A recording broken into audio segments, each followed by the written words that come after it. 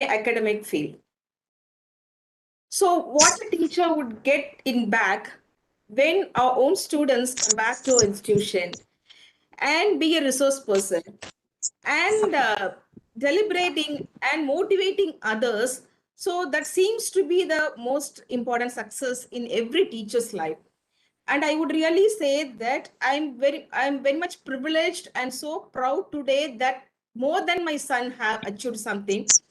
So, and as a part of the placement committee, we are very proud. The entire placement committee is very much indeed very proud and privileged and pleasured in organizing this sort of seminar today. So before getting into that, I just want to share a small video about now I think the share has been blocked. If the host permit, I will share the transformation of our own sweet student, how she transferred from Miss Monisha to Lieutenant Monisha. So it seems it may be an motivating factor to each one of us. So how you may determine or you may not, how it changes how the hard work and the commitment pays you all. Thank you, host, for open the share. It's a small video. It's not a video. It's only a transformation, how we trans from Miss to Lieutenant.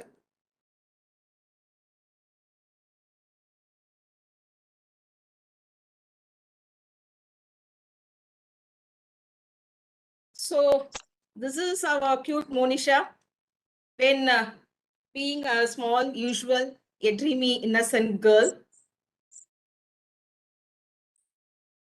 who entered into our college as an other students, as an who enjoyed the entire college life and who was been enjoying all the tastes in life.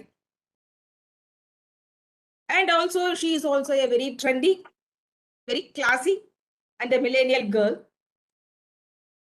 And she is a multifaceted personality.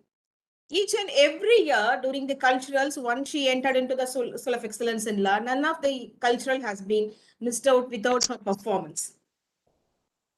And this is Monisha, Lieutenant Monisha, how she transferred. So how he traced, how he chased the dream and achieved it. So welcome, Monisha, to our program.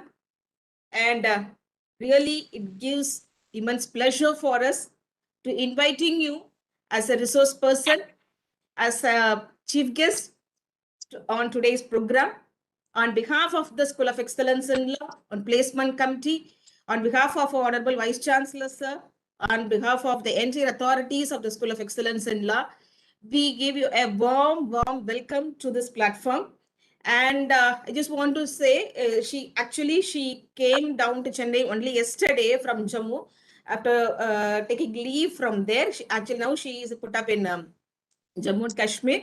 And I invite each and every one of her. I just extended my heartfelt welcome to our most beloved faculty, senior faculty member, Dr. Revati Madam, who graciously accepted to come forward and deliver the inaugural address of this program, because our registrar has been got hold in some other work. Thank you so much, ma'am, for extending your support and extending your guidance towards this program.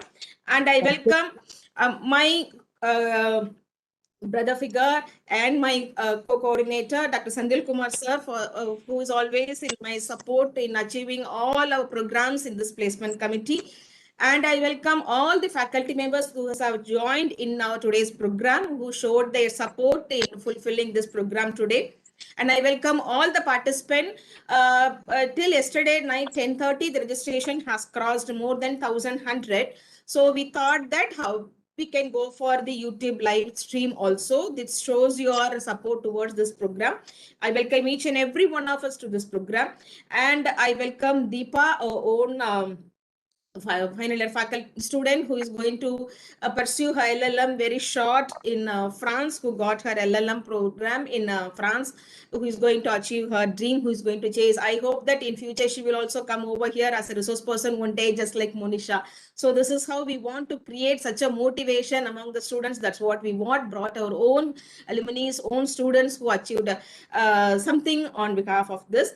Welcome, Deepa, and thank you so much for your moderation. All these things, I don't want to waste time. So now I request Madam Revati Madam, our own beloved mother figure, to provide and to deliver the inaugural address of this program. Leave it to you, ma'am. Thank you, Vijayalakshmi. Thank you, organizers. Really, I am excited. I thought, that brochure when I saw Monisha, somebody else.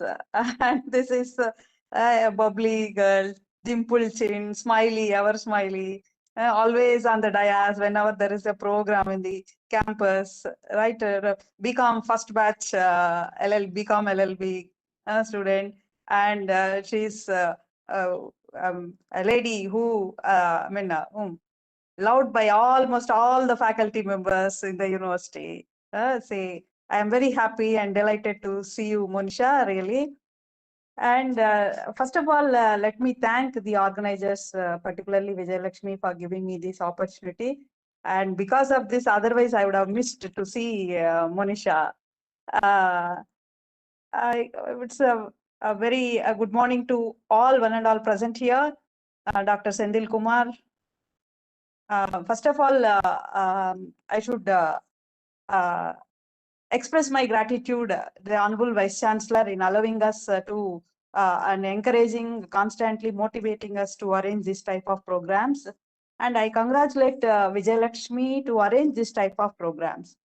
And as she rightly pointed out, that it is to motivate our students, and this is the right time because the students are the final year students at the fag end of the semester, and they are ready to write examination. They're very soon they are going to come out of this, and it is like a career guidance, and so it is a right time, right type of programs, and in fact, I can say it is student-friendly programs you are arranging. Really, it is a wonderful idea to conduct this type of programs, particularly JAG, and the title of this today's webinar also they have chosen in a very uh, attractive way, tips and tricks to crack JAG exam, how to enter into, how to reach Monisha. So this is what today's theme of the seminar. And I once again, I congratulate the organizers in choosing such a theme, and not only theme and the resource person, the right person. And regarding this Judge Advocate General, shortly we call it as JAG. It is a legal branch of the Indian Army, right? A forum which consists of legally qualified army officers. So it deals with generally military, related disciplinary cases and all litigations. So JAG is the legal advisor. To be simple, it is a legal advisor to the Chief of the Army Staff in the matters relating to military, marshals, and even international matters. So it is one of the oldest organs of the Indian Army, and it was introduced in the country in way back in 1841 itself. The origin and evolution of this JAG is closely related with the evolution of the British military law. And it has traced it back to even British Articles of War 1385. JAG is responsible for the administration of military justice in all aspects, and it deals with the court-martial matters.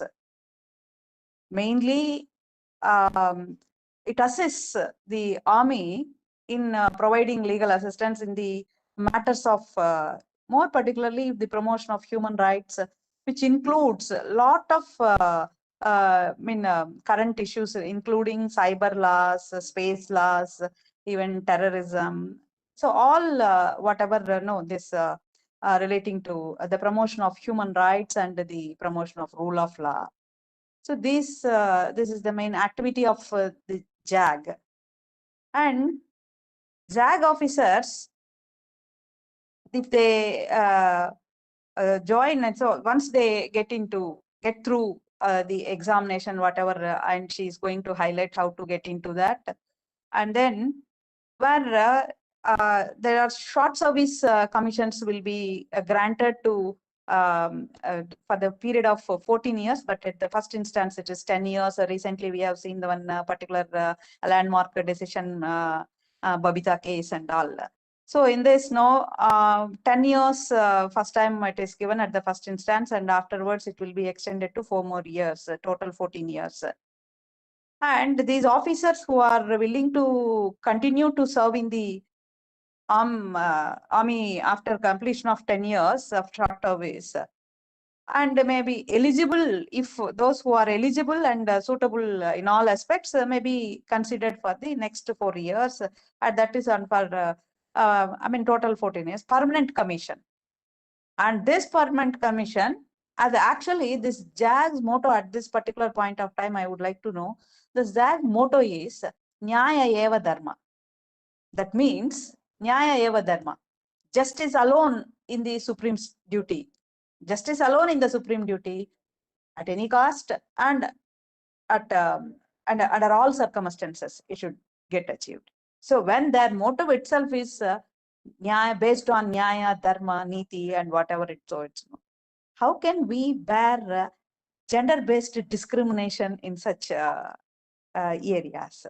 So there was, but I think after the advent of, the interference of the Supreme Court with the help of, and first in Delhi High Court, I don't want to take, speaker is there, I'm very eager to listen from speaker and all, along with you, all of you. So all this, public interest litigation was filed.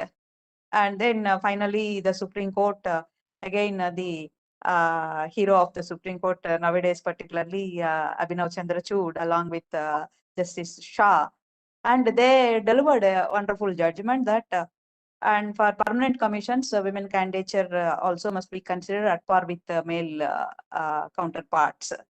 And the court made it very clear that there cannot be perverse equality in army. So that is what the court made in this observation. So therefore, my dear friends, Indian Army is the world's third largest army. And the person who joins in Indian Army, it enables a person to sacrifice their life for the entire nation. It is a sacrifice not for our family, sacrifice for a particular group. It is sacrifice for the nation. It is the place only where we can get a golden opportunity like that, every citizen. So Indian Army, it gives pride, honor and prestige. So it enhances the spirit of brotherhood, loyalty, confidence, courage, everything, whatnot, everything it gives us, those who join in army and all. So maybe that motivated our Monisha to choose that. She is capable, and wherever she goes, no, definitely she will get a place in that. But she has chosen that place, army. Probably this might be, she might have attracted with the motto and the characters of no, what is that, army. And not only that, joining the Indian Army, it allows the people to adapt any changing circumstances. A more kind of adaptability will be there once you join in that. So therefore, so that your adaptability will get enhanced. So moreover, there is job security and allowances will be there. Attractive allowances will also be there. So many perks will be there. Post-retirement benefits will be there in case of any calamity, and family members will be provided security and all this, everything will be there. But so now the question is how to get entry into this JAG office. What is the JAG in Indian Army, and how is their life in army? All these questions will get more information from our beloved Monisha once again. Really, I am very honored and very happy to see you, Monisha. Love you very much. And I am being proud of alumni cadet from Tandalu. She gives more, as they have, the organizers have rightly pointed out, the title of the seminar that depicts. And she is going to give us tips and tricks to how to crack the jack. So with this, I thank the organizers for this opportunity for me, giving this opportunity. I wish you all be happy and stay safe. Thank you. Thank you, Vijayalakshmi, and thank you, organizers. And especially my special thanks to moderator Deepa Krishna, Her Highness, one day British Commissioner. Um, thank you very much for the moderator for giving me the opportunity. Thank you. Thank you so much, ma'am. We are really proud. We are really blessed to have you today as to provide this welcome address. Thank you so much. And she is the first JAG in soil. So far, nobody else has become the Judge Advocate General in our soil, and she is the first candidate to become the JAG. And one more student is also there, Saubarnika, but she got that pride of being the first tag in the TNDLA history and the soil history. Thank you so much, ma'am. Thank you so much. Thank you so much, Vijayalakshmi ma'am, for the welcome address, and thank you, Revati ma'am, for the inaugural address. John F. Kennedy once said, "Ask not what your country can do for you, but ask what you can do for your country." For a young girl who spent her childhood in Singapore, was a champion swimmer, dancer, orator, and a leader. She moved to India and continued to polish these skills, participating in debates, elocution, and the like. She then decided to step into this esteemed institution, School of Excellence in Law, where she was an active member of moots and cultural events. She was then placed in A.K. Mailsamy and Associates through the placement cell. She soon cleared the SSB exam in her very first attempt, and then there was no turning back for this young woman. She underwent rigorous training in Officers Training Academy, Chennai, and is currently attached to the Army Air Defense in Srinagar. Yes, as we saw in the presentation today, this is none other than our guest of honor, Lieutenant Monisha, Battery 21C, Judge Advocate General Department, who I will now request to deliver the special address on tips and tricks to crack the JAG examination.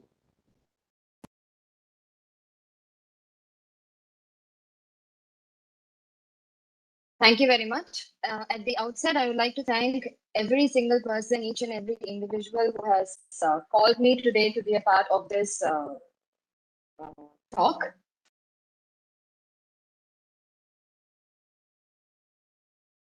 Can you hear me? Yes, now it is clear, Monisha. You can. Now it's clear. Okay. Yeah, so I just want to thank each and everyone today who has invited me and who has wanted me to be a part of this talk. And special thanks to Professor Vijayalakshmi who contacted me and has coordinated this entire thing. There are different levels of achievement. And I would say the epitome of achievement is when your alma mater wants you to come back and deliver a speech or to be a guest. Because when your own professors and when your own lecturers and your own teachers identify you as having done something in life, then that means you've actually done something in life. So that's probably the epitome of achievement. I'm extremely happy to be here today. And Abraham Lincoln once said, "Give me 6 hours to chop down a tree, and I will spend the first 4 sharpening the axe." So in our lives, it's very easy to achieve something or get something done, but the process travel to get something done, that should be right. And that can be given only by the schools and colleges.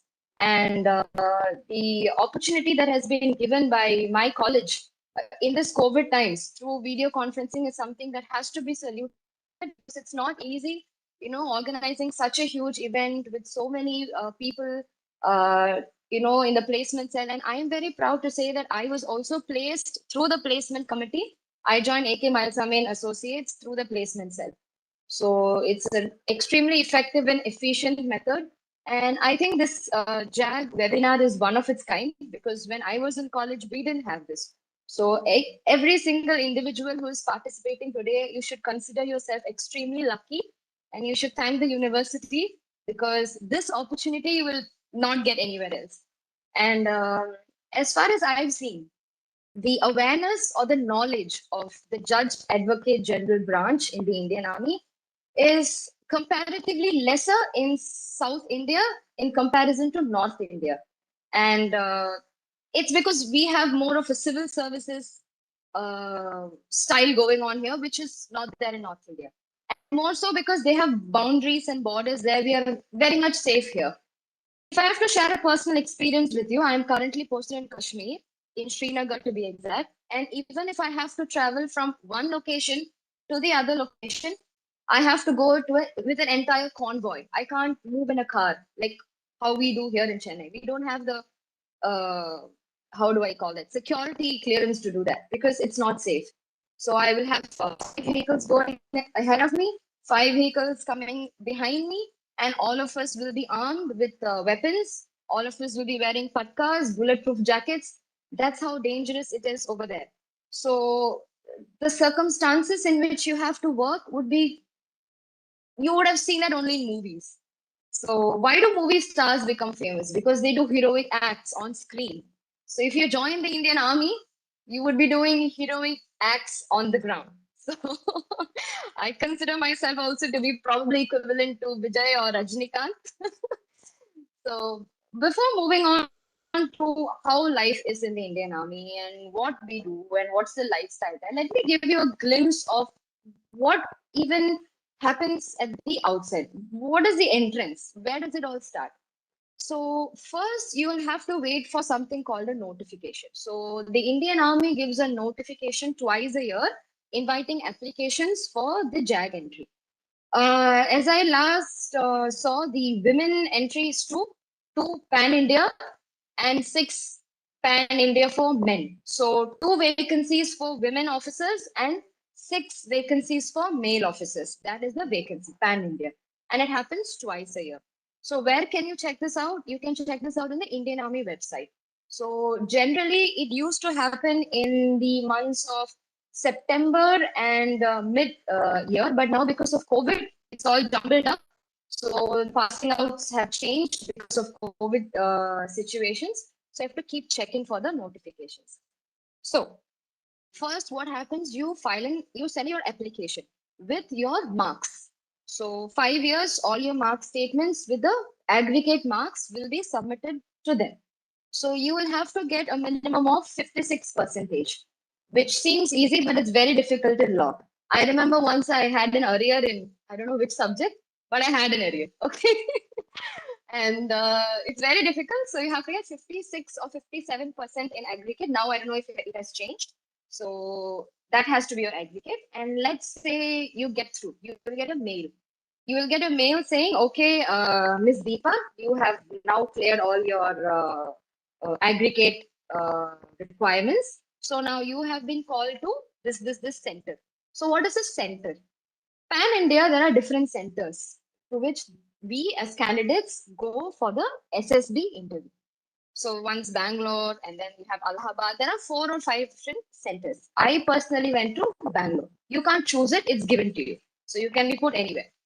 So you have to carry a set of documents. I do not want to waste time saying that because they will anyway send you a mail enlisting whatever you have to carry, documents, passport size photographs, everything of that sort. So you go there. So you go there, and first of all, you will like look at all the people there, and you will think to yourself, okay, I'm going to fail. So let's book our return ticket home. Because I thought that. My mother was with me, and I said, I'm going to talk in Tamil. I hope everyone understands Tamil here. I told my mom, அம்மா நான் கண்டிப்பா fail ஆயிடுவேன். நீங்க ஒரு நாள் எனக்காக wait பண்ணீங்கன்னா நானும் வந்துடுறேம்மா ஒன்னாவே வீட்டுக்கு போயிடலாம். This is verbatim what I told her when I saw the people because crores and lakhs of applicants go there, and in each center there will be hundreds of cadets who come there to give the interview, and I was overwhelmed because I did not expect that. And just as Vijay Lakshmi ma'am said, and ma'am said in her inaugural speech, Miss Monisha Vivi would probably have been the last person that anyone would have ever expected to get into the army. I was uh, I was in dance, I was in debates. I was never a part of NCC because I didn't want to get up in the morning at 6, and I was never a sports kind of person. I was not in any sports teams, though I was a swimmer. But you don't really consider that sports as such, as far as it's concerned here. Why am I saying this? Is because you might think, sports பர்சனா இருந்தாதான் ஆர்மிக்கு போக முடியும் R நான் என்சிசில இருந்திருந்தாதான் நான் ஆர்மிக்கு போக முடியும் R நான் drill நல்லா பண்ணாதான் என்னால army that's nothing like that and I'm living example to it because as I said I would have been the last person on earth anyone would have ever expected to get through to JAG. So coming back, so all this happens and then you get in. SSB is a 5-day interview. Everyone who wants to take a note of it, please take a paper and pencil, just scribble it. All this information is available on the internet, but I will give you stage by stage how you have to be. So first of all, the first day is something called a picture perception and description test and an intelligence test. This is the first day, day 1. So what happens in day 1? You will be shown a picture. So let's say I don't have anything to show you. I probably have, yeah. Let's say this is the picture. Okay. So they'll show you a picture, and this will either be clear picture or a blurred picture. It might be a very clear image or it might be a blurred image also. So what you have to do, you have to look at that picture, and the first thing that comes to your mind, you have to write it. Write a story or spin a story of what you saw. That is the first step. After that, you discuss it in a group. There'll be a group of, let's say, 7 to 8 people, and you will discuss that picture. So you would not get much of an opportunity to talk. It's not like a debate. There'll be hardly twice or thrice in which you can actually place your opinions in front of everyone. So that's number 1. Second one is an intelligence test. So what is an intelligence test? It tests your intelligence, as simple as that. It tests your IQ. It's like in every other interview where they give you IQ related questions. It might be basic English or mathematical equations, anything, basic IQ kind of questions. So this is day 1. You have to clear day 1 to even attempt the rest of the tests of the 4 days. So let's say there are 100 people on the first day. But the people who get through to the rest of the days will probably be only 30 or 40. So there'll be that much of a reduction on the first day. So this picture perception and description test and intelligence test is the first step that you have to clear. So what is my tip for the first day? Number 1, we as lawyers are very prone to make ourselves heard in a very aggressive manner. And that's not wrong. That's how we should be in a court of law. But as far as army is concerned, they do not want people who just talk. They want people who listen. They want people who think about what others say, assimilate it, think about it, and give opinions on what I think and what you thought also. So that's the kind of people army wants. So the first thing that you should keep in your mind is don't be bossy. Don't try to control the group while you're discussing in the group. Be a little laid back, be calm, listen to people, let people talk. You will get an opportunity in the first instance. But I'm not trying to tell you be quiet throughout. Know when you have to talk. A good leader should know when to talk and when not to talk. So you should know when you should make your point. So if let's say 2 people or 3 people have been talking, don't scream and jut out and say, no, this is not, don't do that. Raise your hand. You will definitely get an opportunity to talk. That is what I did. And there were 2 or 3 other more candidates who were kind of very aggressive, who did not let anyone else talk, were jumping at every single opportunity to make themselves heard. They did not get through. I would have probably spoken for only twice or thrice in total. One was an opportunity given, everyone gets an opportunity. Second one was to accept someone else's point and say, yes, I agree with what she's saying. The third one I spoke was I said, this is what I felt, and this is what she felt. Whatever she felt, this is right. And though this point that she said is not acceptable, this is my conclusion. These are the only 3 times I spoke. And there were people who spoke for 10, 11 times also, but they did not get through, and I got through. Because trust me, the psychologists sitting there are really, really good psychologists, and they know what they're doing. So they read every single body language. They know what you're thinking, which is pretty scary, but they do know what you're thinking. So that is the PPDT, first one. And how you should write your story, that's purely psychological. Whenever you see, if I see a woman and a little boy standing, my perception of that woman and the little boy will be different. And ma'am's perception of that woman and that little boy will be different. So I might write, okay, it's a mother and her son. But ma'am might write, it's a teacher and the boy is a student. So our perceptions differ according to how we are different psychologically. So I can't teach you how to do that. But one thing I can tell you is to be yourself. That is one mantra I'm going to keep repeating till the end of this webinar. Be yourself. Because I was myself. I will tell you my journey at the end, towards the end. Now let me just talk about SLB. So this is the first day. So after first day, let's say you're in. Now comes the next 4 days. So the second day, you'll have different stages and different levels of psychological tests. You have something called the thematic appreciation perception test, and then you have something called the, I've actually written it down, there are that many, word association test.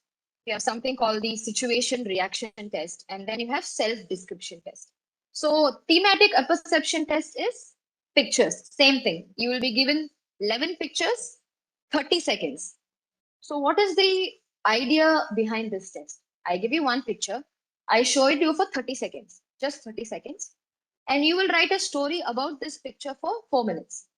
It's because they want you to be yourself, because you can't lie. When you're asked to do something in duress, in stress, you can't lie. You have to be yourself. So that's the whole point of the second day. Then you have something called the word association test. Same thing, word association test. You have 60 words, just one word. For example, lake or doll, just one words, and you anything. The entire duration of it is probably just a minute, 50 seconds to 60 seconds. It will just come, go, keep coming, and it'll keep going. And you have to keep writing sentences for it. So, what the psychologist wants is to understand how your brain works. Like, if I say the word doll, and one person writes, I am going to buy a doll and give it to a poor kid because he needs it. That's different psychology. If I write, I am going to cut the doll's hair and throw it in the dustbin, that's a different psychology. So it's basically to see how your brain works in the limited amount of time that's been given to you. That's the word association test. Third one, situation reaction test. So you'll be given 60 odd situations. For example, now you're traveling in a train, and the woman you see a pregnant lady standing there. What would you do? Situations like this. How would you react to the situation? Again, you're given very little time. Again, to test who you actually are. And the last one is self-description test. Here, you'll be asked to write about yourself in your point of view, about yourself from your parents' point of view, about yourself from your teacher's point of view, and your friend's point of view. Basically, you in everyone's eyes. And please don't go around writing, I'm the greatest person in the world. Everyone thinks I'm the best. Nobody can be better. Don't do that, because everyone knows you're lying. Because nobody can be perfect. Be At the same time, don't go around writing, I can't do this properly. I procrastinate. I don't know this. I don't know that. You should never paint an extremely positive picture about yourself.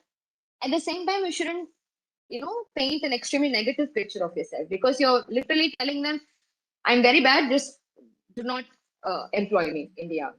So you should not do either. So keep it neutral. That I will tell you as it progresses. You will understand how it has to be written. So that. And then this is day 2. You will have an interview also. And that interview is probably the worst interview that anyone would have to ever sit in your entire lives, because I'll tell you how it works. I think my interview went around for an hour plus, and the interviewer sometimes when I was talking to him, he refused to look at me. He used to look outside the window. He used to look at his time. He what they're trying to do is to test how well you react under any circumstances. Because even if you are a prisoner, if you, let's say you're captured as a prisoner of war, and let's say those people are, bashing you left, right, center, you should know how to handle yourself. And that's what they're trying to do. So the interviewer will ask you 20 questions in one go. What's your name? Where did you study? How old were you? What are your hobbies? Da, da, da, da.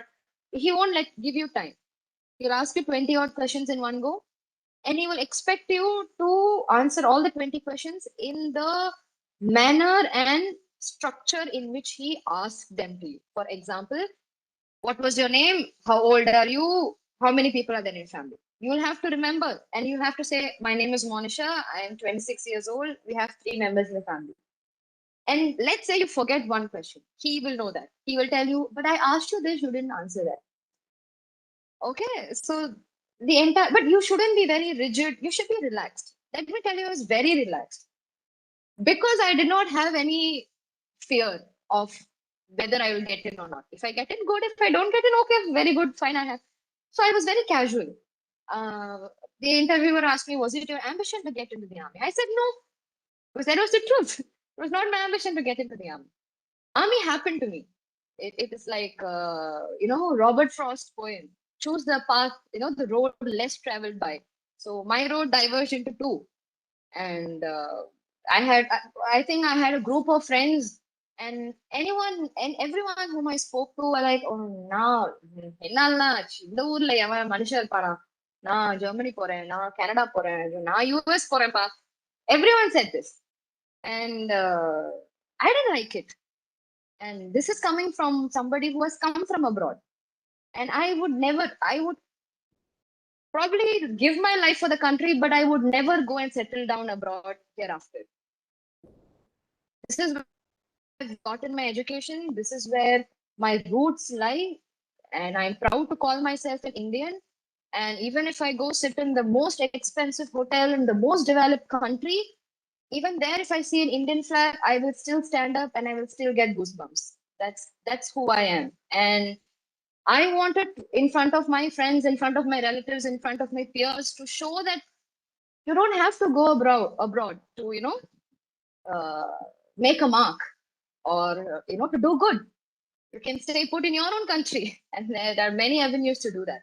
So I had an opportunity to go abroad and pursue higher studies, and settle down there, or this, and I chose this, and it was the probably the least traveled road as far as I know. But it's okay to choose the road less traveled by. Now I'm sitting, here, and my alma mater has called me to give a webinar. I wouldn't have had the opportunity to do that if I had gone to United States, would I? No. And I think this is the most proud moment for me in my 26 years of life, though it's not much. So yes, coming back to the interview. So he asked me that, and I told him, no, that was not my ambition, sir. And I was very candid. I just told whatever was in my heart. Again, be yourself. You don't have to lie, and you can't trick the army. And I'm asking you, don't trick the army. The army has laid out these difficult interviews and these difficult tasks for a reason. It's because they want the best. And there is no point in changing who you are, because you can never change who you are. You can change your traits, but you can't change the person whom you are. So be yourself. Again, I'm reminding you that. So in the interview, just like I'm sure the placement set has time and again given a lot of lectures on how you should carry yourself in an interview, it's the same. Be casual, but carry yourself with pride, carry yourself with dignity, answer the questions in a very straightforward manner, in a very honest manner. Don't try to beat around the bush. He will ask you, he or she, whoever is interviewing you, will ask you, what are your negative points? Don't say I have nothing negative. Every human being has something negative.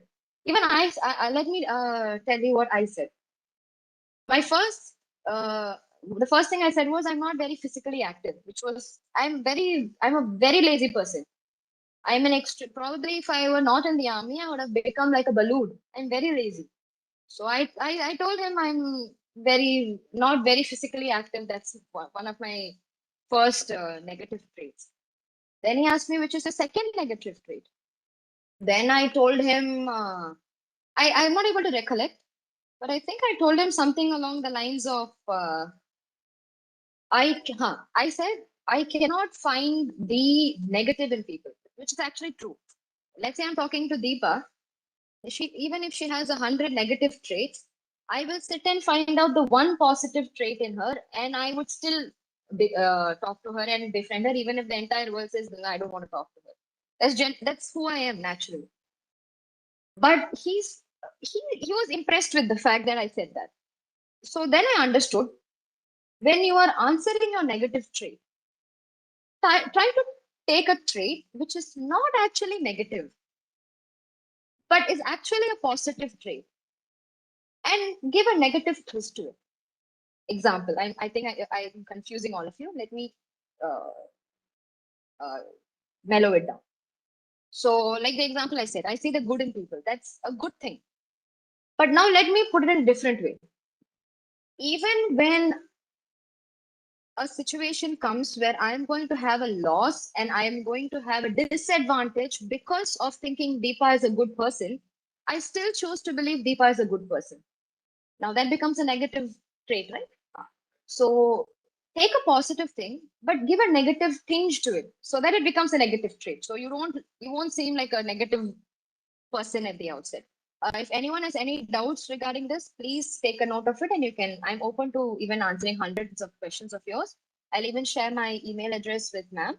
You can get it from her, and you can mail me at any point of time related to any queries. I'll always reply. So this is day 2. Then day 3 and 4, you have outdoor tasks, ground tests.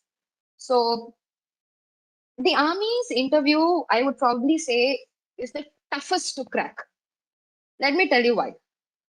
Because you will be tested psychologically, you'll be tested mentally, you'll be tested physically. Your teamwork, how well you work in a team, will be tested. How well you work under pressure, that will be tested. How well are you able to handle adverse situations, that will be tested. Pretty much everything will be tested. So if it's person A, every single thing in person A would be tested, and the psychologists will know who you are at the end of 5 days. So that's how SSB works. So let's go to day 3 and day 4. So you have a group discussion, general current affairs, your like in every interview, your group discussion. Then you have something called the military planning exercise.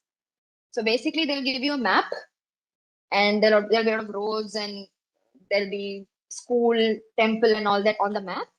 And they'll give you a task, like you have this is a situation. Let's say a fight has broken in school. Now you and 6 friends are here. So then they'll give you another problem here, and they'll say, how will you get from here to here within this time? They'll give you certain timelines and issues and all that. So you'll have to discuss in a group, come to one standpoint, and present it. So even when you are discussing this entire plan amongst yourselves, the group task officers, GTO in short, they'll be standing there and looking at each and every one of you. What are the points you're giving? What are the points you're taking? How are you giving those points? How are you getting those points? Where are you making yourself heard? There are lots of parameters. So they'll keep walking around you like those vultures. So they'll keep an eye on you from all 360-degree angle. So that happens. So then you have something called obstacles. It's fun actually. There'll be a group of people. You'll be given a lot of. I don't know how to describe it. Let's say small tables and small rods and beams and all that will be placed there. It's already there in a field, and you'll be given a rope. You'll be given a wooden plank. You'll be given 2 or 3 more tools to use, and you'll be given a task. You have to get from point A to the end using these resources, and they'll have blue zone, red zone, and all that. Like red zone, you shouldn't touch on it. Blue zone, you have all this. It's pretty much like a video game. So you have to work like work in a team. You have to use the resources, use your brains, and cross. That's the third one. Then half group task. Half group task is the same, but let's say there are 12 people in a full group. You'll be asked to do the same task with 6 people. That's half group task. Then you have individual obstacles. That is individual. Like if I am going, only I have to do it one by one. So there'll be 10 obstacles. That's the things like you have to go from one end to the other by holding onto a rope and crossing, and then you'll have to use a rope and swing to the other end. You have to climb up to a height and then cross an obstacle and come down. Obstacles basically. So you have 10. So they'll give you a time, and each obstacle will have a marking scheme. Like if you cross, the most easiest will have probably 2 points. So you can attempt everything, and if you're that physically fit, you can probably finish all 10 and then go repeat one more time also. I had finished 7 obstacles out of 10. I couldn't finish the other 3. Then you have something called the snake race. Snake race is also the same thing. Group task. You'll be given a huge, long. It's like a snake. It's a bag of I don't know, something's put inside that. All of the team members will carry it here.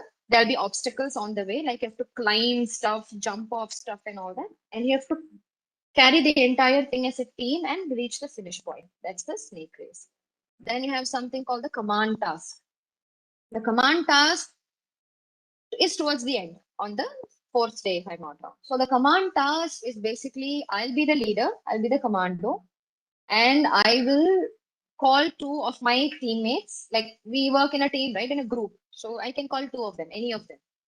My tip for this round would be talk amongst your those people who come there for the test, your teammates, and say, நீ என்ன கூப்பிட்டனா நான் உன்னை கூப்பிடுறேன். Because you have to be called and you have to be, you have to call people and you have to be called also. It's not like if nobody calls you, then it means nobody wants you in that team. So that will also set a negative trait. So talk to people and say, நீ போகும்போது என்ன கூப்பிடு. So நான் போகும்போது நான் உன்னை கூப்பிடுறேன். Make some kind of an arrangement beforehand. That will help you. So what happens there is, again, there'll be, obstacles and all that over there. Same tools will be given, but you are the leader. You have to give the commands. The 2 people who are there will only listen to you. So if they give commands and you listen, that also shows a negative trait because you can't take the decision. You are waiting for someone else to give you the decision. And for me, it was very difficult. Oh my God. The command task was probably the most difficult task because mine took more than almost half an hour to 45 minutes. And for the rest of my team, they finished it in 15 minutes. Some of them finished in 5 minutes. But understand that the longer it takes, the better it is because it means you've scored a lot till this point, which I didn't know. I thought they're drilling me because they don't like me. But if you've performed really well till that point, then they will give you more difficult tasks. So, for example, what happened to me while I was performing, they said, "Okay, Monisha, now your rope is torn. You don't have the rope. How will you cross?" And I said, then I did something else. Then I said, "We'll cross like this." Then she said, "Okay, now that is also not there. Now how will you cross?" I said, "Okay, I'll use this." Acha, okay. Now you can't even step there. What will you do? So they will keep twisting things. They'll keep making it more and more difficult to see how well this candidate is able to handle different types of pressure, how well this candidate is able to handle things while in difficulty. Like I'm not supposed to shout at people and I should make my point across. And basically, you should be a leader, not a boss. That's what School of Excellence in Law has been teaching you from day one. There's a difference between being a leader and being a boss, right? So, Hitler was also a leader. Osama bin Laden was also a leader. Manmohan Singh was also a leader. Mahatma Gandhi, all of these people were leaders. But what you lead for and what your followers make of you, that's what creates the difference. So you should know how to handle your people. Handling your people is very important. I'll tell you now why. I am now working in an environment where I am the only woman officer. So there are 16 officers in total, 15 to 16 officers in total.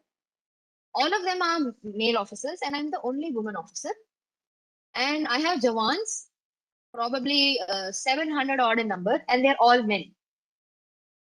All my commands, all the tasks, whatever I have to give it to men. And you should know how to talk. You should know how to carry yourself with grace, sophistication, and at the same time with a discipline that makes them want to respect you. When I walk past, the salute that I get every day shouldn't just be for my ranks. They should be for who I am. They should be for Monisha, not just for lieutenant. So how do you evolve into that? Being a leader. So how will the psychologists know that? Through this task. This task is a very important task. Put a big asterisk, and you should know how to handle yourself. Next one is the lecturate. Very simple. Being lawyers, everyone performs well in this task. It's a topic will be given to you, and you have to talk on it. I think you'll be given three options. So very difficult, moderately difficult, and very simple. So which topic you choose also gives you an edge. If you choose the most difficult topic and you speak on it, it gives you an edge. And most simplest topics will be some things like Diwali. You have to talk on Diwali. You have to talk on vegetables, which is very simple. Anyone can do that. So the marking scheme will be lesser. I got the topic outer space. Outer space. So thank God, AK Malsam and Associates had given me the opportunity to be working on space laws and all that. So I was very well equipped with that topic, arbitration and all that.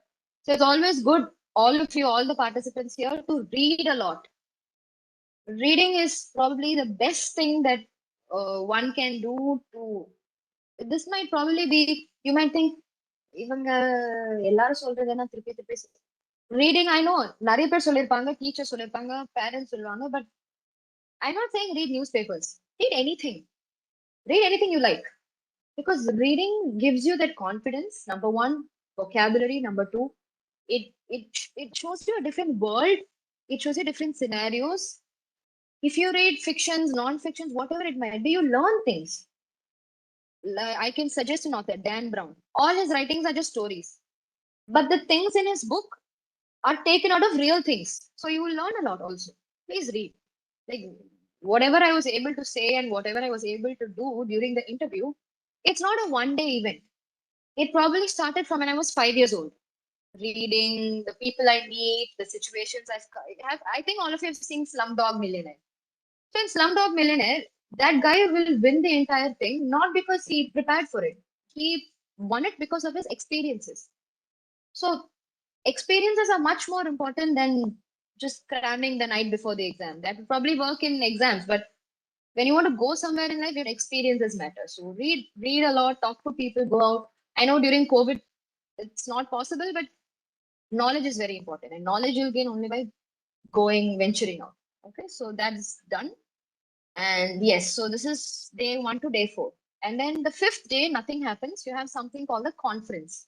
So the conference you will go in, it's a very surreal experience wherein there'll be all the psychologists, all the ground task officers, and then the president, the president, the committee's president. They'll be sitting there in uniform. And the moment you walk in and you see the stars on their shoulders and the uniform and the majestic nature of the entire thing, I'm telling you, you will come to a conclusion. I have to get there. I entered the gates of Bangalore SSB with not a very big ambition. I just want to try. But the moment I saw all those officers and my GTO, my ground task officer, was a woman officer, seeing all of them in their uniform and the way they carried themselves just gave me that spark that, Monisha, you have to be here. So that motivation you get that day. So all of them are sitting there. You sit in front of them, and there's a screen behind you, but you can't see it. They can. So on the screen, your name, whatever marks you've gained throughout the 4 days, who you are, and whether you can be recommended or not, everything is on the screen. And all of these officers discuss about you after you leave. So basically, they talk behind your back. So then they come to a conclusion. Okay, so can we recommend this candidate or not? So at the end of the 5th day, what happens? Let's say there are 2 lakhs of applicants, and then it has been shortlisted to 50,000. And then in one center, there are 300. And then from 300, it comes down to, let's say, 50 after the first day.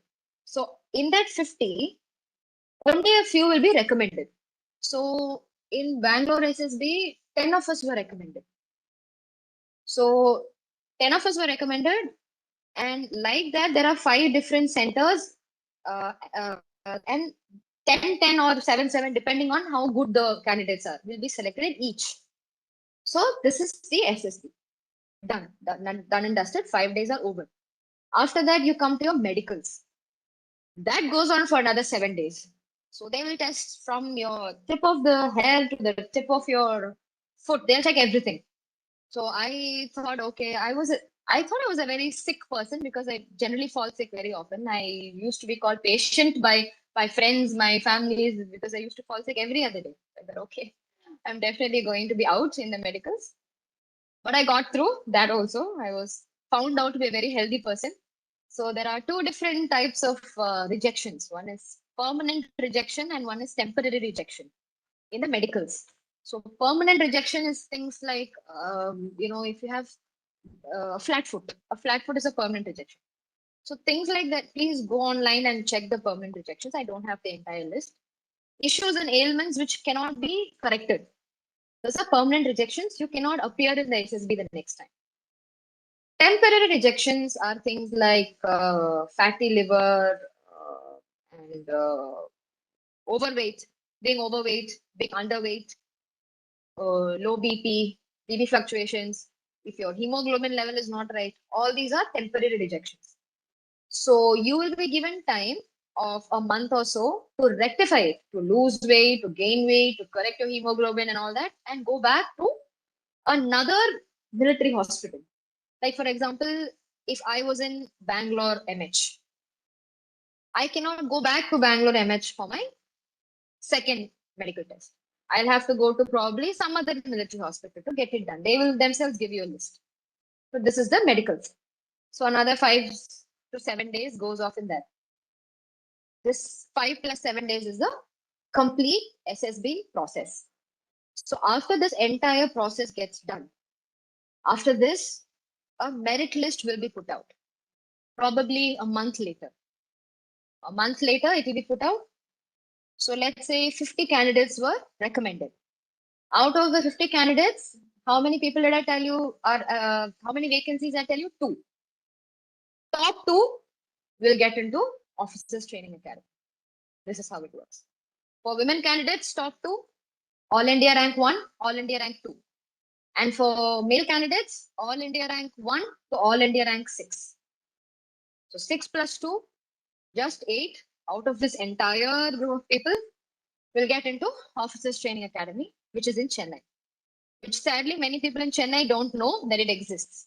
Even I did not know that there was something like that. We only know for landmark, left right. Only that we know. But fun fact, all women officers from Kashmir to Kanyakumari, whoever gets selected, train in Chennai, in the Officers Training Academy, Chennai. There is no other institution in India which trains women officers except for OTA. OTA is the only academy which trains short service officers, and women officers also fall under short service commissioned officers. So as ma'am had rightly pointed out, initially permanent commission was not there for women officers, but AMC, Medical Corps and JAG branch always had permanent commission. But the rest of the arms like signals, engineers, I mean, that's not required for us since we're all law graduates. These people did not have permanent commission. So in the recent judgment, they said even they should be given not just permanent commission, also something called the command. For example, I can command a unit. So that opportunity was also given. So that is till the interview phase. Now let me talk to you about Officers Training Academy. Officers Training Academy in itself is, by the way, before you enter OTA, you have to sign a document which says the moment I enter the gates of Officers Training Academy, I am now ceased to have all and any human rights. So this is testimony to what Officers Training Academy is. So before that, let me just share a personal experience with you. So lots of us are going through different scenarios and situations. So my merit list came at a very difficult time. I cleared everything and I was working. Everything was going on well, and my merit list came the day my younger brother passed away. So we were only me and my younger brother. So it was my mom, my dad, me, and my younger brother. So this boy, he was 19 years old, and I lost him due to because of his health issues and complications. Suddenly, the day I received my merit list. So to be very honest, I did not even know that I got through. Like the day the merit list came, we were held up with his funeral and all that, and I got to know that I cleared it only the next day. So generally, clearing the merit list is itself is a huge celebration in itself because half the people don't know they have to die in OTA, so they celebrate it. So, but I didn't have that opportunity. I couldn't even smile. My parents and I we saw the merit list and we started crying because there were no emotions. So I was faced with a very difficult. Uh, I was in a very difficult position in my life, whether to go there or to not go there. I was very confused. And then my mother, Mrs. Vanilla V, I am dedicating all my success in life to my mother. If not for her, I wouldn't be sitting and doing this webinar today. And even my dad has always been the person who was I was the apple of his eye. Don't cross the road. Don't go to the shop. I will come and drop you to the next street kind of person. So after my brother passed away, my mom came and told me, Monisha, don't throw your dreams because your brother passed away. If you want to do this, do it. Him passing away should not be a hindrance to your dreams and your future. And I'm confidently telling you this, no mother ever could have the confidence to say this to her daughter after having lost a child already. Sending her daughter to the army is not, but she said it. And after she said it, I started thinking, okay, now my parents have lost their son. Tomorrow, when they go to an event, people should not identify my parents as பையன் இறந்துட்டாங்க. No. How can I change that? People should look at them and say, okay, அவங்க பாத்தீங்களா அவங்க பொண்ணு வந்து ஆர்மில இருக்கா. Only I can bring the change. Second, in the future, let's say 20, 30 years down the lane, my parents shouldn't even for 1 second pause and think, if Praveen had been alive, Praveen பையன் இருந்திருந்தானா இதெல்லாம் நமக்கு இருந்திருக்கும் செஞ்சிருப்பானே. I wanted to be both Praveen and Monisha for my mom and dad because for me, your parents are the greatest gods. I'm never scared of anything. I'm not, even if God comes in front of me tomorrow, I won't be scared of him. The only people I fear and respect are parents after my teachers. Only people you have to be scared of, only people you have to respect, and only people you need to live up to their expectations. There is nobody in this world, nobody you have to impress. Be yourself. If people hate you, let them hate you. Their fault, their loss. Only people you have to, you know, gain the love, gain their trust, your parents and teachers.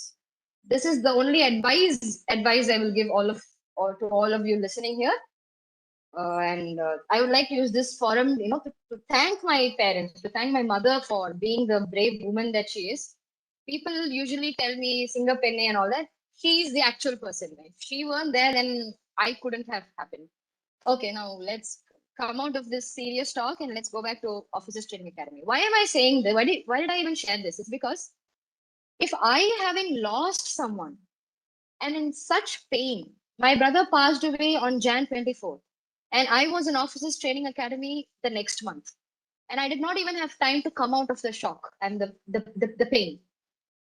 So if I could survive an Officers Training Academy, I think all of you can. That's why I shared my life experience with you because coming from such a mental breakdown and pain, and I was even physically, I used to faint every time I get up because I was in that kind of a shock. Coming from that kind of a plane, when I could go to OTA and clear it, I don't see why any of you would have any excuses or any reasons to not be able to do it. Because I was also not a very sporty kind of person. So why I'm giving you this motivation and confidence? Because whatever I'm going to say about OTA after this is going to demotivate you. So this is my only motivation for OTA. Okay, so now going to OTA, it's 11 months training, of duration of 11 months, approximately 49 weeks to be precise, where you have to forget who you are. They will break you into pieces. They will remove all the pieces and they will build you from scratch. So the Miss Monisha that ma'am had mentioned who entered OTA and the Lieutenant Monisha who came out of OTA had a lot of differences. Who I am is the same, but the kind of how I carry myself, how you see things, how you eat, how you talk, how you see things, everything changes. And for women cadets who join OTA, it's compulsory to cut your hair. It's not a choice. So for Air Force and Navy, it's not there. You can grow long hair. But for Army, it's compulsory that you have to cut your hair. And not hair like this. You are literally bald. Now it has grown after I passed out. So you'll have only like an inch of hair. That's how you have, I think it's called zero cut. Yeah, that's how your hair should be. I looked very bad. Oh my God, I do not want to even go back to those days. The first time I came home on leave, my mother did not recognize me. I came inside the house and she was looking at me for 5 seconds and she, oh, Monisha, Niya, I know salesman vanditangan nenichen. That was how I looked like. Okay, I'm not even joking. So you have to cut your hair and you have to come out of your comfort zone. You are not a princess anymore in OTA. You are treated very badly, and that's good. Now I was cursing everyone. I was cursing the gods. I was cursing myself. I was cursing everything on the planet. I wanted to get out of there. I have called my parents on, and the most important thing, you can't have your phones for 49 weeks. You can't use your smartphones. You will be given a basic phone, which will be given to you on Wednesdays and Sundays. And you can use your phone if you're not on punishment, because you will be on punishment 24/7. Okay. So, and why do you get punishments? For things you do, for things others do, for things you don't even know. For everything you do get punishments. And I will also tell you how the training is because nobody told me. And I think, ma'am, I should really thank for this opportunity because people at least get to know what they're getting themselves into. I did not even know I had to cut my hair because I got to know it probably 2 weeks or 3 weeks before I had to go in that I had to cut my hair. So OTA kind of trains you in the most unconventional methods. I have rolled on vomit, others vomit. I have bend. How do I say? Hands on the floor and legs, the feet on the floor in boiling temperatures. Peak of summer in Chennai. Motamadi and the Jalli Mar, Adla, you will be made to bend, and my hands were all torn and black, and calluses were there all over, and I have not even washed dishes at home while I was at home. So, and then you'll have to roll in the heat, you'll have to get drenched, you will not get sleep at all. In my junior, so the entire 11 months is divided into two, junior term and senior term. In my junior term, I think the maximum sleep I had was 1 hour, maximum. And that was in the end of the term. I think my seniors passing out time, just 1 hour I had. I have slept in intervals of 10 minutes. Marubadi endachu punishment. Then again, I'll sleep for 5 minutes. Then again, punishment. They'll make you roll, do front rolling for kilometers together, drenched. And you will, after a point of time, nothing will seem serious to you. Once my mom called me and she told me எனக்கு vomit வர மாதிரி இருக்கு. Then I was like, அவ்வளவுதானே vomit தானே வர மாதிரி இருக்கு. அதனால என்ன?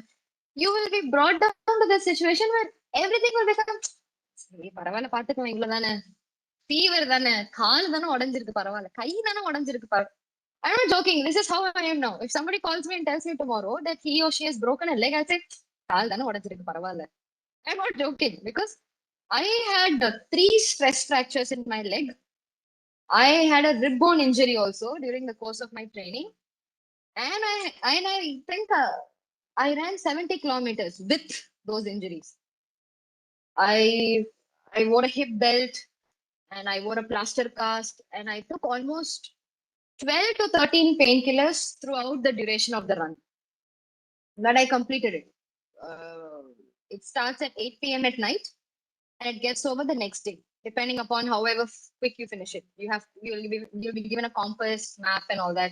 You have to figure out where is what. They'll be giving you numbers like coordinates. You'll have to plot it on the map, and you have to go to those places and finish the race. That's basically called Josh Run. And you just don't have to run. You'll be carrying packs that itself weighs 5 to 6 kgs. On top of that, you'll be carrying big rocket launchers, weapons like INSA's rifle. You'll be carrying. Everyone will be carrying weapons. It's pretty daunting. But the kind of trouble, no, I won't say trouble, kind of experiences that OTA gives you, you will never be able to get it anywhere in the world. Probably in jail, but even in jail, you have human rights, but here you don't.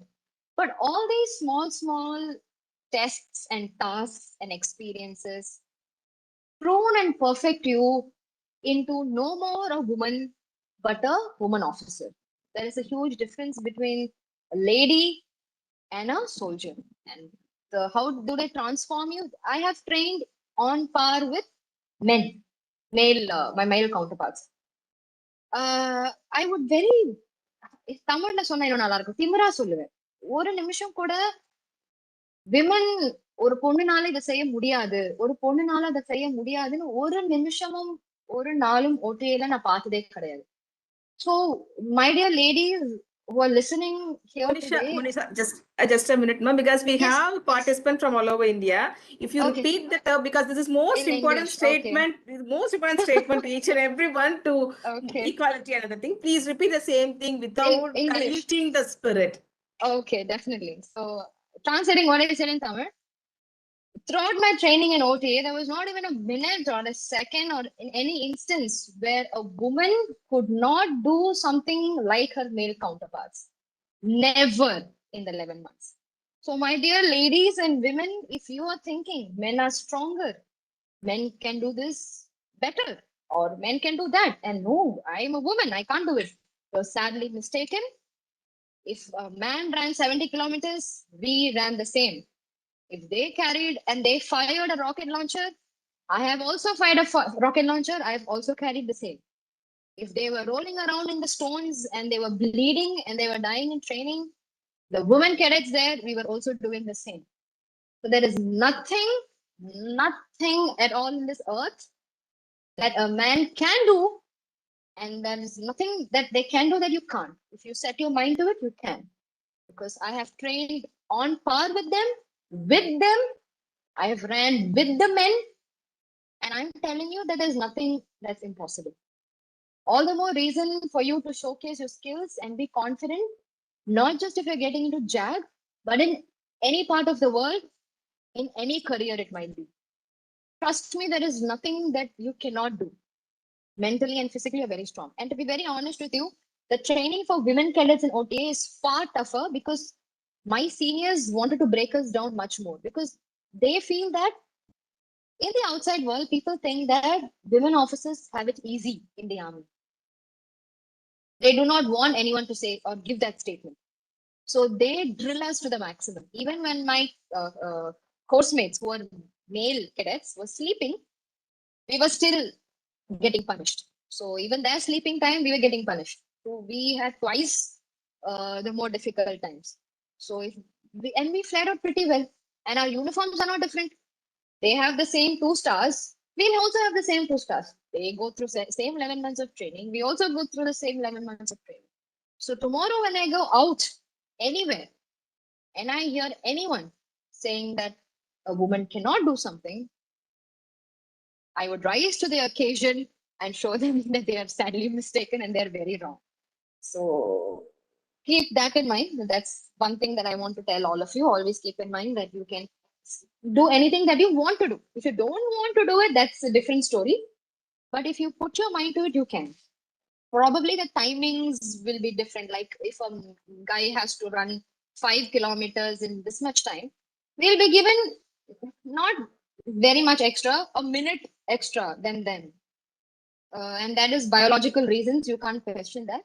But the parameters and everything else is completely the same. And I would say the women officers who are training us were far more crueler than the male officers who were there. Okay. So we were more scared of even the male cadets used to be afraid of the women officers more than the male officers. They used to be that fierce because they wanted to make sure that we as women cadets become the best women officers and don't, you know, throw our weight around. And even when you have, even when you're on your periods, you have no excuse of any kind. I have rolled in mud and with worms on my entire body. I have with a fever. I have crawled in mud-filled, rock-filled trenches. You can't give excuses, even if you're sick. You are like women. We might have various issues. You can't give excuses. That's the first thing our women officers tell us. Dare you tell somebody that no, I'm on my periods, I cannot do this. You're not allowed. So it makes the entire thing very simple. It's a part of your health. It makes every ailment, every health issue very. That's it. This is all. The fever, it's okay. It'll go in 2 days. It's a cold. It will go in 2 days. I have done all my training with fever, with a cold. I didn't die. So I'm getting reminded of a saying from some movie or I don't know from where it was. Anything that doesn't kill you just ends up making you stronger. And everything that happened to me just made me stronger. So OTA is an experience in itself. It's difficult. Yes, it is. Trust me, it's more than they've not found a word to describe the things you will face in OTA. But it's worth it. I learned a lot in my 11 months. I made such good relations with my course mates. I would take a bullet for my course mate, just like he or she would for me. And that's what OTA aims to do. So we develop that camaraderie, that bonhomie. We would do anything for each other because we get punished for each other's mistakes. So if Miss Deepa does something, eats a cookie, for her eating the cookie, all of us will get punished. But never once have we said, it's because of you, no, you come out, I'll take care of it. Never. We smile, we laugh, and say, it's okay. Today you're doing something wrong, we are getting grilled for it. Tomorrow I'll do something wrong, and let's all get grilled for it. That's how our attitude was always. Initially, we used to feel bad. Then we used to keep rolling. We used to look at each other and laugh, and we used to roll laughing, and we used to get punished for that also. That's a different story. So you can't even have snacks in OTA just to lighten up the session. So the punishment for that was they'll take a bucket of bathroom water and they will, the seniors will raid all our rooms. They will raid all our rooms and throw all the tuck. Tuck means snacks, cookies, chocolates, tang, everything, cornflakes, cereals, whatever, coffee powder, tea powder, whatever is there in your cabinet for eating. They will mix everything in that bathroom water that bucket. So they will mix it. They'll give each of you mugs, and you have to take a mug full of that water and drink it. So that was the punishment we used to get. And my seniors used to tell, if you want to vomit, you vomit in that bucket only, and you have to drink that also. Okay. So that was how it was. Okay. Doing it was, how do you call that? Pretty tough, pretty difficult. But now when I'm talking to you about it, it's funny. Even now, when our course-mates talk, we remember our punishments more than anything else. And Just wait, she will join again. I think there may be some technical issue. Are you able to see me, ma'am? Yes, ma, now it is. Now it is visible. Okay. Okay. Yeah. So going through all of that, whatever happened in OTA coming to an end, I have wanted to give up many times. I'm not saying everyone wants to give up. And I would say family is very important. Family support is very important. Every time I used to call my mother and tell her, Amma, I can't do this. You please come here and take me home. If you don't take me home, I don't know what I will do. I think I've made 20 calls like this. But she used to tell me, Manisha, no, it's temporary. Just do your best, give your best. If it happens, it will happen. If it doesn't happen, there are hundreds of things out there. Abdul Kalam, he became president. Even he was a defense aspirant. He did not get through defense SSB and he became the president. So everyone has their own forte. They'll end up somewhere in life. So she kept motivating me. She kept, pushing me. And finally I did it. And that day, I would request all of you to please watch the passing out parade of Officers Training Academy. The day the 2 stars are tipped on your shoulder, and the day you take the oath, I, Lieutenant Monisha, we solemnly promise to do this, with the stars. Oh my God. You would think, let me go through training for another 7 years also in this academy, and I will still want these stars on my shoulders. That's the feeling you get. Because you will look at the Indian flag ahead of you, you will have the stars on your shoulder, and you'll take the oath, you'll be wearing the uniform. And let me tell you, there is nothing in this world that could give you as much happiness, as much pride as that moment.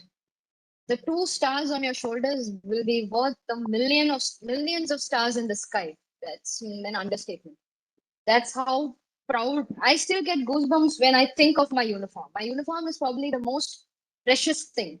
If there is a fire in my house, I'd probably leave all my jewels, which I don't really have. I should remind my mother that I am at a marriageable age. That and the money, I would probably leave it behind. But I will save my uniform because the kind of hardships that I had to go through to wear that is it's beyond anything and everything else. And the uniform, looking at the, when I watch a movie or a serial and I see somebody wearing the uniform and making such a mockery out of it, I would feel like going inside the TV, strangling that guy or slash girl, and then coming out. Because we've gone through so much of difficulty to wear that olive green and that camo uniform. It doesn't come easy. It's something that you should earn, and you can't pay for it. I can proudly say that the army or the defense services in generality is the only organization where they do not ask for reservation till date. There is no reservation in the Indian Army. You cannot write whatever that is and ask for any sort of reservation. It's not there. Second, you can't bribe anyone to get into this job. It's who you are, who you portray yourself to be. You get through, you get through good, you don't get through, just too bad.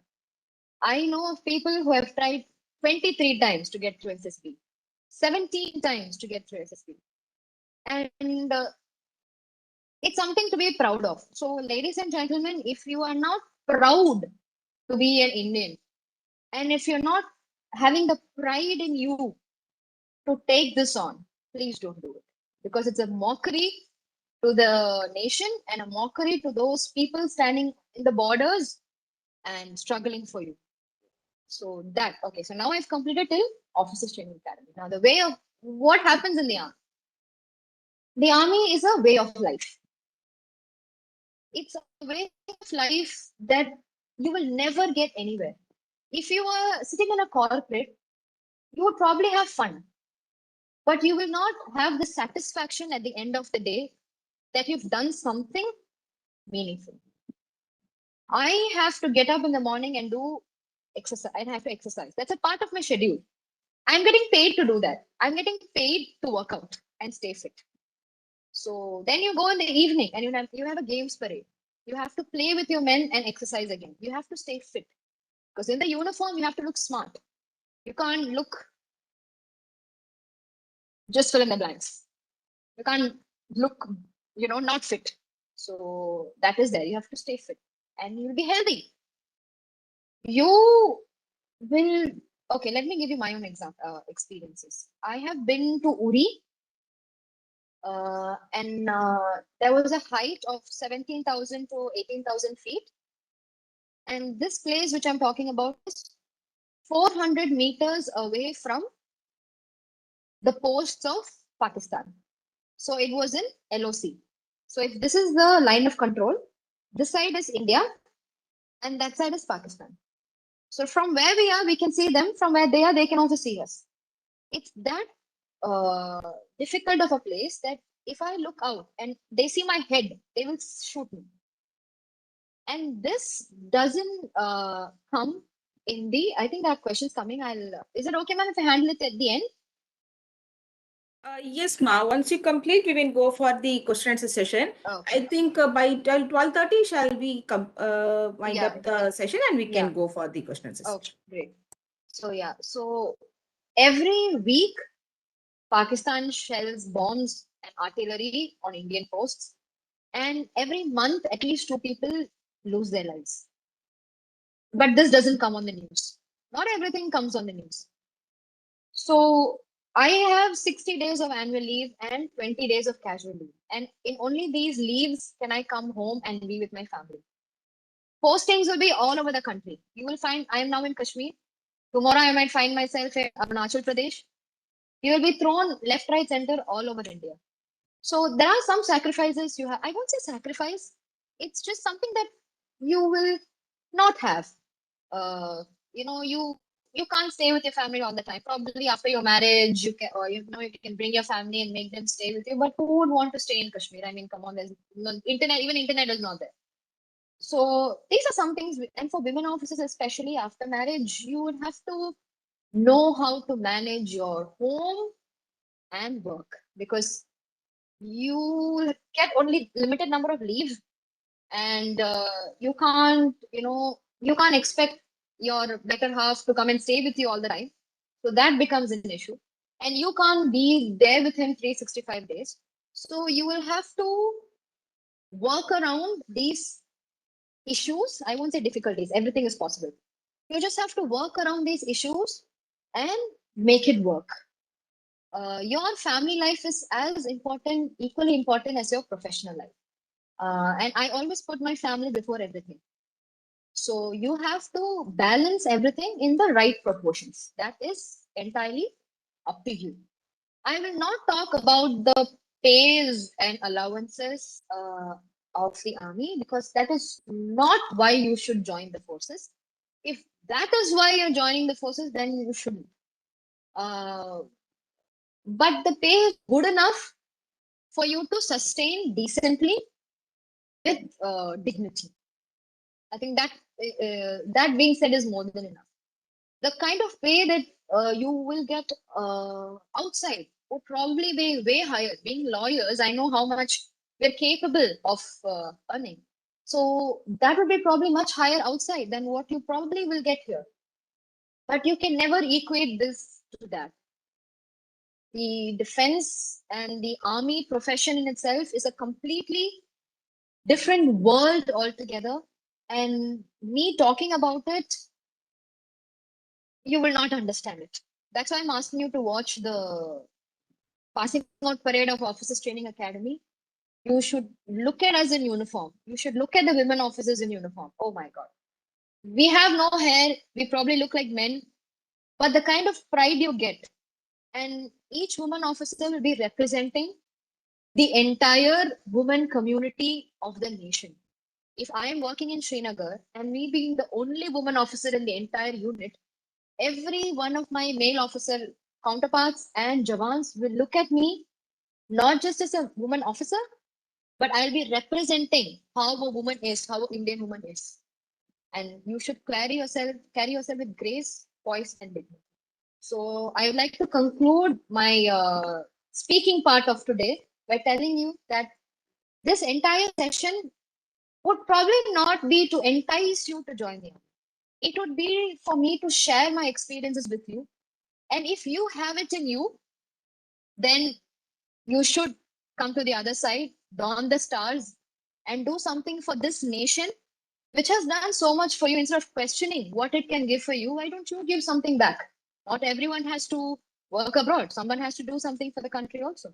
So respect the nation, respect the flag. There's nothing higher than that.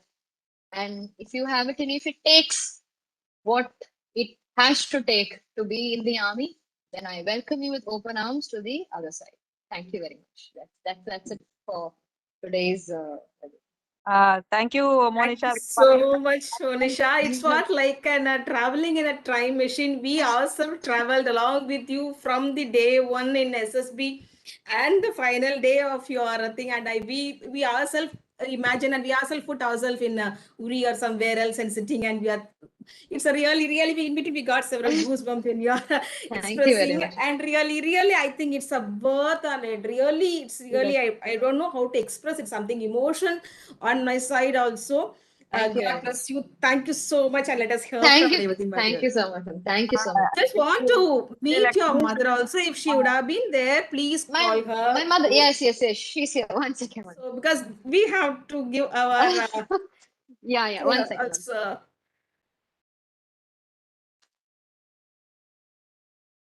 and the participants, because due to the paucity of time, we could take some questions and we will share the mail ID of Lieutenant Monisha. If you have any doubts or queries, you can directly post it to her also.